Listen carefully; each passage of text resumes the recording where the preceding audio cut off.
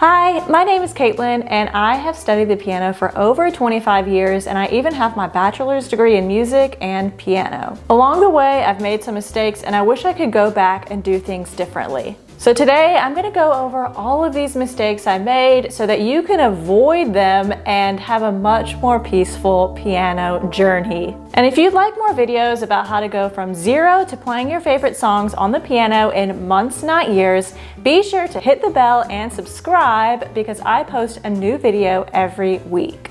A lot of these mistakes that I've made in the past are things that I majorly focus on in my music school and my online piano program so that my students learn their instruments and the piano with much more ease and peace. All right, the first thing. I was taught very classically, so that means I started from sheet music. I started reading music from day one with my right hand and my left hand. And because of this, I just had a very traditional upbringing on the piano. It didn't allow for tons of creativity, and so I wish that I was taught a lot more about chords, and I wish I knew what lead sheets were. So what I would recommend to you is if you're just starting out on the piano, not to start with traditional sheet music and traditional lessons, especially if you're an adult starting off at absolute zero. What I recommend is learning all of your chords first.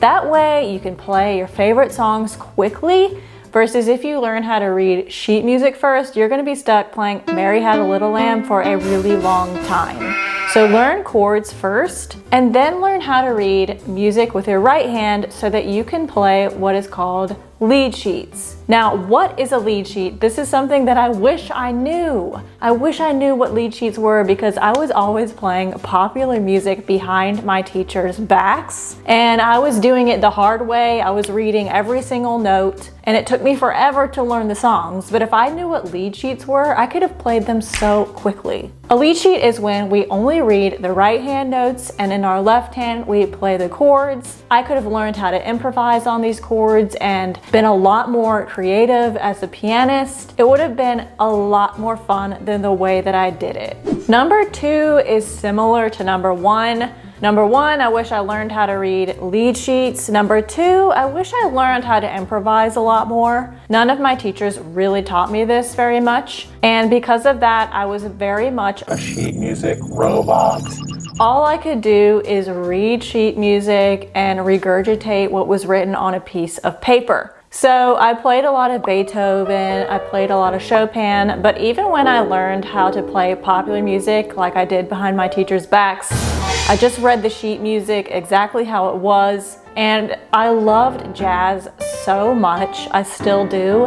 I wish that my teachers taught me how to improvise because I had to teach myself much later in life versus if I started earlier, I think I would have been a lot more of a creative pianist. And I think I would have enjoyed the process a lot more. Number three, this one is huge. I wish that I knew that sometimes you're just not really gonna be interested in playing the piano. You're gonna go through phases where it just feels like a chore. Just like anything, like for example, exercise. You know that you should do it and sometimes you're really into a certain type of exercise class or whatever you're doing to exercise and then all of a sudden you get kind of tired of it. Well, that's gonna happen with the piano too. Sometimes you're just not going to want to practice. So this is when you really have to have a lot of self-discipline and you have to focus on your why. When I say focusing on your why, always come up with a statement of why you want to learn the piano in the first place. I wish that I had a why. I didn't have one. I was just doing it because I just was. Because my grandmother did it and my great-grandmother did it. That's the only reason why I was doing it. So when I was in a slump, I just didn't have any reason to go back to it. And that created a lot of frustration in my life. For example, my why now for playing the piano is obviously to teach other people, but I also want to have my own personal outlet. And I've been enjoying improvising and playing from lead sheets just because I can play songs I really enjoy really quickly versus taking forever and reading the sheet music one note at a time. So the point is, when you're not into it anymore, go back to your why you want to learn the piano, why you want to play the piano. Definitely get into some songs you really like or change it up, get into a new genre and so forth. Do whatever you need to do to kind of spice it up and change it up for yourself, because it's normal that you're gonna get into a slump. So just expect it, it's going to happen. Number 4, I wish I knew how to practice productively. I have wasted so much time sitting at the piano being unproductive. So definitely make a plan for each practice session and know that there's a difference between playing the piano and practicing the piano. Playing the piano is when you're just enjoying it, you're playing a song from start to finish, and you know how to play that song. Versus practicing the piano, you need to have a goal, and you're going to focus on little parts that you struggle with, and you're gonna do that over and over and over until you get it right. Playing is very different, like I said, playing the song from start to finish. Practicing, you really have a purpose. You're trying to get good at a certain part of the song, or you're trying to get good at a certain scale. Practice has a purpose.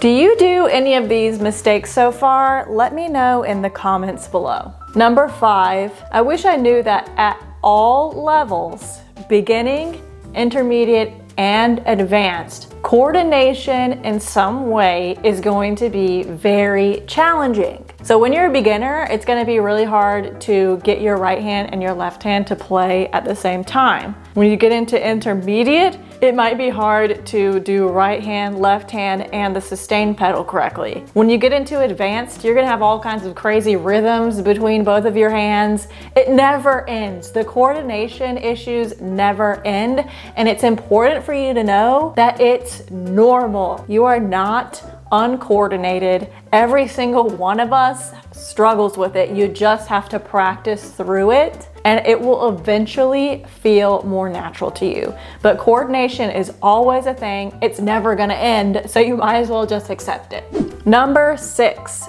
learn scales from the beginning. Why? I did not learn scales until I was in year like 18 or something. It was very late into my piano journey. And I wish that I learned scales much sooner for a lot of reasons. It helped me read sheet music much better.